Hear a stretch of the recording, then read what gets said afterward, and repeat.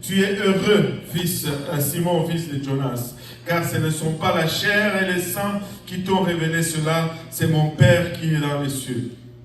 Ça me donne un autre point que je veux vous souligner aujourd'hui. Nous cherchons à connaître Jésus-Christ. Nous cherchons à le connaître.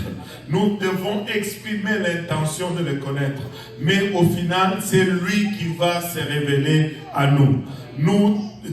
Tout ce que ça prend, c'est avoir ce désir sincère de le connaître. Si tu as le désir sincère de le connaître et que tu le cherches, peu importe comment maladroit tu es, tu vas le trouver. Parce qu'il va avoir ton désir et il va se révéler à toi. La plupart d'entre nous, nous sommes des pentecôtistes de première génération. Et si nous voyons le chemin qui nous a conduits jusqu'à ici, des fois c'est un chemin tout croche. Alléluia. Un chemin tout croche. Si ce n'était de lui-même qui s'est révélé à nous, on ne serait pas ici aujourd'hui. Qui est reconnaissant pour le Seigneur Jésus-Christ? Alléluia.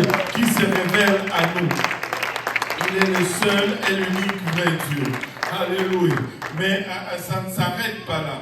Et après que Pierre ait donné cette révélation, et le Seigneur dit, c'est mon Père qui est dans les cieux qui t'a révélé. Et il continue au verset 18, il dit, et moi je t'ai dit que tu es Pierre. Alléluia, tu es Pierre. Et ce premier Pierre, c'est le mot Céphas.